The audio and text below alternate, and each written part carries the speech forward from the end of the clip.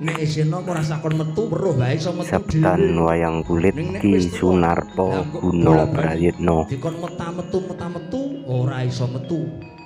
Wah, yen ngene kowe jering getih wedi mati. Nah. Ungalno dadamu lah iki dadane Antasena. Nyoh sirah. Nyoh dodo. Nyoh geger. Kesuwen mesake wiyagane ora apa-apa. Wong golek hasil kudu sayang. Sembelih mutar kowe.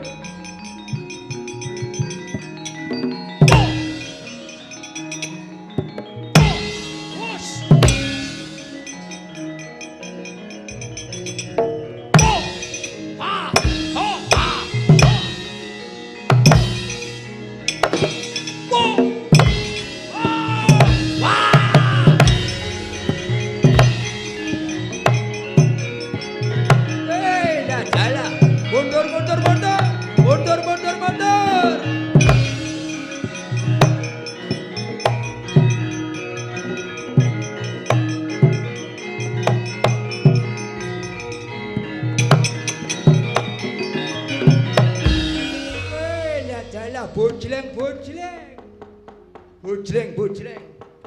Kalau cakap boleh sanang lakune pada golek panganan. Lek nyong takon karo kowe jenengku sapa? Omahku ngendi Lek nyong takon karo kowe? Le takon kuwale. Waduh. Janji kuwale ya ora nembus. Jenengmu sapa, omahmu ngendi? Kowe kepengin ngerti karo jenengane nyong. Nyong jenengane Ditya Kembang Glepang alias wis bablas sangine. Aku jenenge Raden Antasena. Weh, lah dalah ku jenenge Raden Antasendra. Antasena kok Antasendra. Buta nek nganggo iket. Buta nek nganggo iket bola-bali ming golek panganan wae. Ning nyong ketiwasan Raden, ketiwasan rombongan prajurit. Dabyang-dabyang arep mangan sate kambing mung kari sambel. Mung kari sambel. Lah sing mangan tukang parkir. Kaya ngono kok ya mlebu. Karang weteng ngelih. Ayo duta sing baleng mulut deng kula tak ladeni.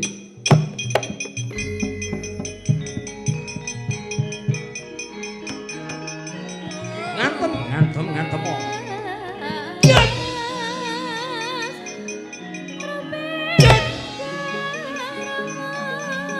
Mati kowe. Modar.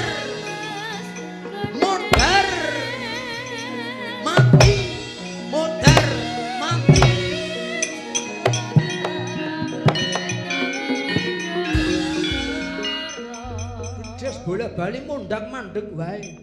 Wis jam 2 mondhak-mandhek ora apa-apa.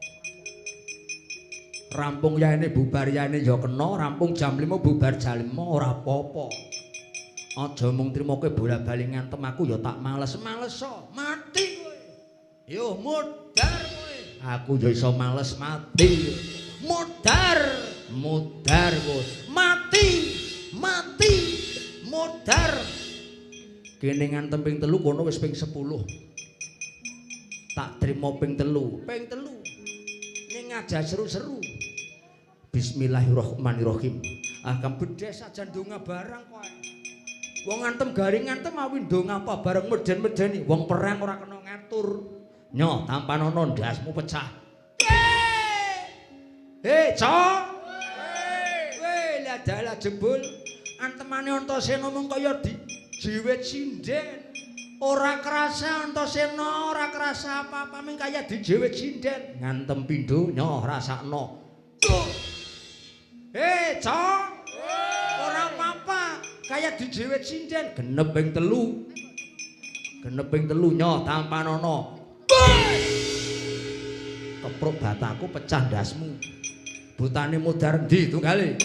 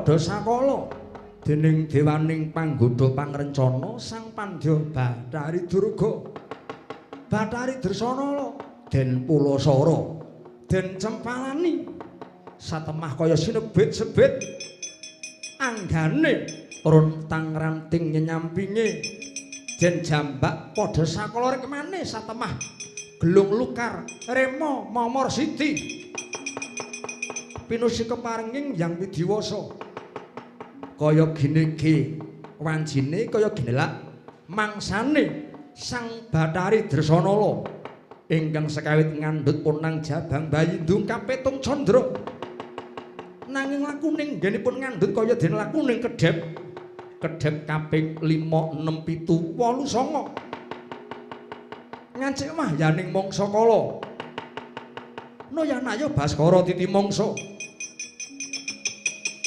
pinusi keparenging Gusti kaya ginege wancine satemah Bathari Dresanala munjuk padharane jroning padharan karos kroncal-kroncal sukunipun punang jabang bayi satemah anyarengi jroning antariksa ana kilat gumeclap bledhek ngampar-ampar kilat gumeclap yayah nyigar jagat cengering punang jabang bayi brol mijil saking guwa garbanipun ingkang ibu Piyak Langse Gumbala Giri Piyak Langse Gumbala Giri laripun punang jabang bayi ya sang wiji sejati ya jiwa minulya brol mijil glewu kaya golek kencana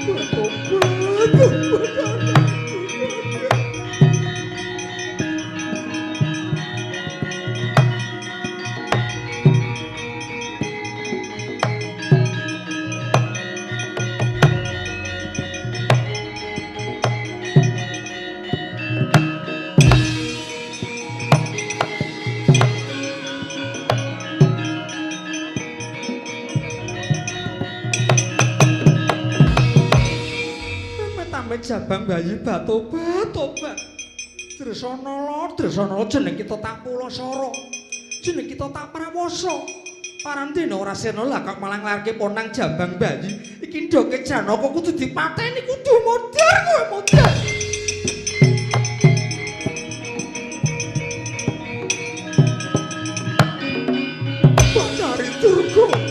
Bathari Durga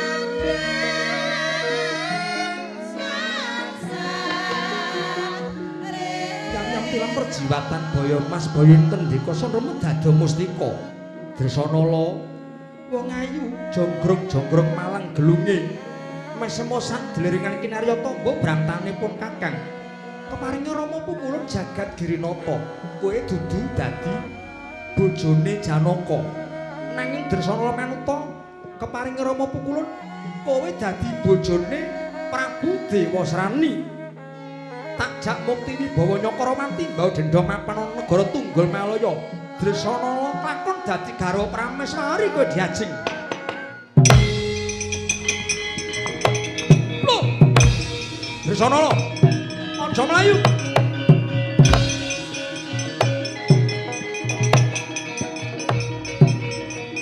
Doke Janaka mudhir kowe. Mudhir.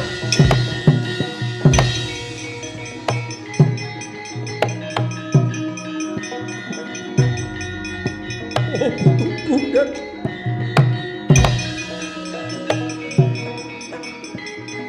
Tak ajar kowe. Biar kowe. Biar. Ora mati kowe. Ora mati kowe. Ora mati kowe. Wow.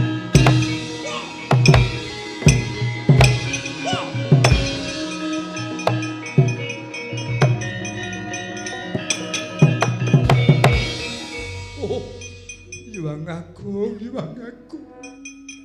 Putuku gar kowe wis lair. Kowe putuku, kowe wijine mantuku, kowe wijine Arjuna.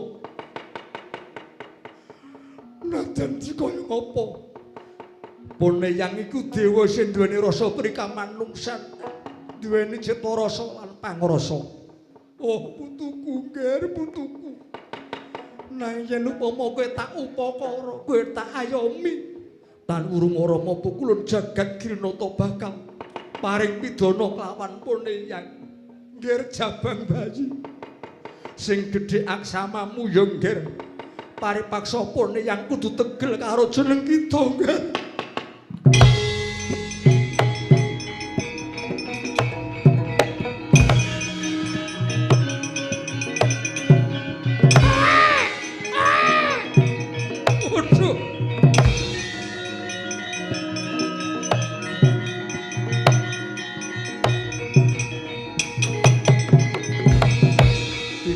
Kowe dipula sawara dening Sang Pandya Bathari Durga. Tak jaluk rilamu ya ngger putuku. Tak jaluk rilamu. Mung cukup semene nggonmu urip ana jagat gumelar. Bakal ulun cemplungke kawah candra di muka kowe ngger.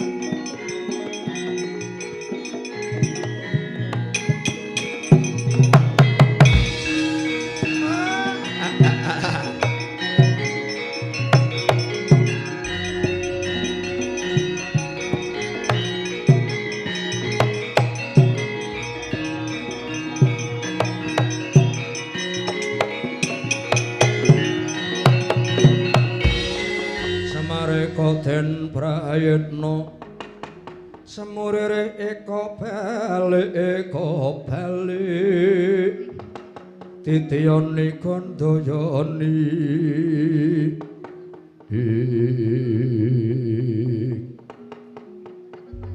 iki tak sawang moblong-moblong kaya genthong mogok-mogok kaya tenggok wujude kaya padasan kowe bangsane apa mbah bergegeg ugeg-ugeg sadulita epel-epel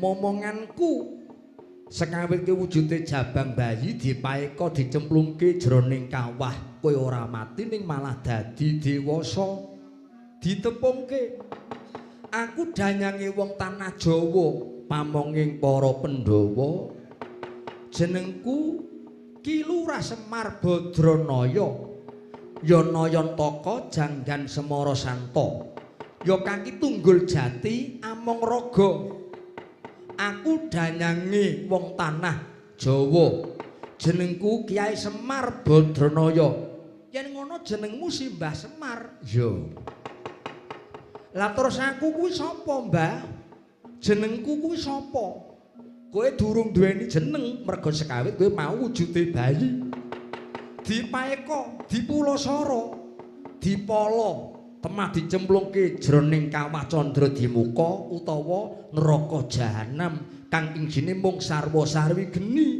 lor kidul wetan kulon isine mung geni isine mung wong disiksa lah jarine yen kawah candra dimuka utawa neraka jahanam kuwi dayane panas Mbah Semar iki kok ora panas ning rasane kok anyes banget kaya mlebu jero hotel Mbah Semar wes bayi kok wis ngerti hotel kowe aja kaget apa sebabe kowe dicemplungke kawah kok ora mati sebab sadurunge kowe dicemplungke kawah ana papan kene iki kawah candra dimuka iki wis digelari nganggo babute eyang padha wenang digelari babute eyang padha wenang aku iki kinodrat didhawuhi supaya ngawat-awati tumuruning wiji sejati jiwa minulya ya kowe kuwi sing diantu-antu dening wong cilik tembe besuke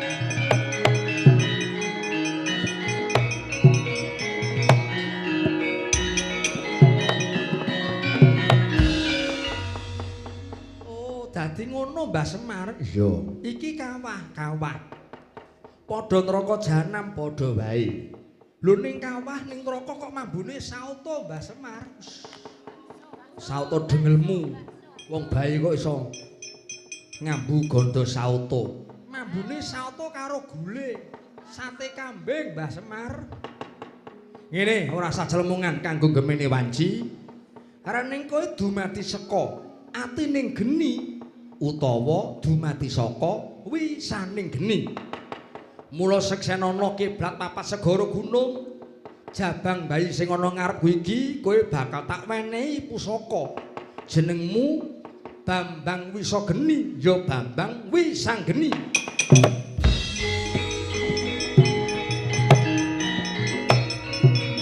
Bambang Wisanggeni Mbak Bambang Wisanggeni oh iya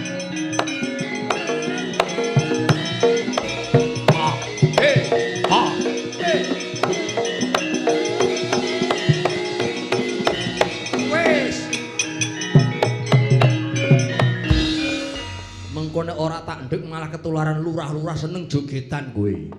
Ora apa-apa nadan joget watone ngecreti ora apa-apa Mbah Semar. Nggo mengko meneh. Aku tak takon. Yen aku dilarike ana jagat gumlar iki bapakku sapa? Ibuku sapa? Lah iki sing utama iki. Nek karep takon bapakmu sapa, ibumu sapa, kowe tak kandhani ning aja omong-omong, kowe aja kandha-kandha. Iya. Bapakku sapa, Mbah Semar? Bapakmu kuwi wong kesenungan derajat pangkat. Kesenungan derajat pangkat. Duweni pangkat, duweni pangkat. Yen ngono bapakku apa pangkate pangkat lurah? Wis dudu. Ora ana lurah sing cuthak kaya sapa, ora ana lurah kok cuthak. Terus aku anake sapa? Kowe dudu putrane Pak Lurah Dayat ya dudu. Putrane Pak Tunaryo ya dudu. Pak Muhammad Zainuddin ya dudu. Nek karep takon sing iso nuduhke para dewa nggone ning Kayangan Suralaya dhuwur kono kae. Kudu takon karo para dewa, kaki dewa. Iya. Ning Kayangan Surabaya, Suralaya kok Surabaya. Takoni. Lah mengko yen dewa ora iso nuduhke, dewa kok ora ngerti, kuwi jenenge dewa pekok. Dewa goblok, dewa koclok. Nek dewa kuwi ngerti, mobah mosi ing titah. Aja meneh kok kowe anake sapa, ibumu sapa. Sedenge simpenane pira, tau demenan ning endi, kuwi nek dewa kuwi ngerti kabeh. Mula sing jeneng dewan-dewan dewa-dewa kae ngerti sadurunge winarah, ngerti karo andane tumindak sing ora bener sapa, sing korupsi sapa, kuwi ngerti. Takoni karo kaki dewa nek ora iso nuduhke jotosi sak kayange ning aja kandha-kandha sing perintah Simbah Semar utawa Mbah Ismaya. Oh iya. Kayangan Suralaya tak unggahi aku tak takon Sudarma Simbah Semar.